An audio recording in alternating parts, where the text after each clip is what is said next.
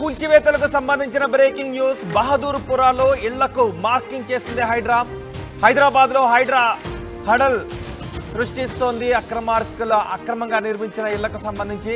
దీంతో పాత బస్తీలో భయం నెలకొంది. బహదూర్పురాలో ఇళ్లకు మార్కింగ్ చేశారు. మార్కింగ్ చేసిన ఇళ్లను కూడా మనం చూడొచ్చు. మూసీ రివర్ బ్యాంక్లో ఉన్న ఇళ్లకు మార్కింగ్ చేశారు. ఆర్బీ అని తర్వాత రివర్ బ్యాంక్, తర్వాత క్రాస్ కూడా చేశారు. ఈ మార్కింగ్ మనం చూడొచ్చు.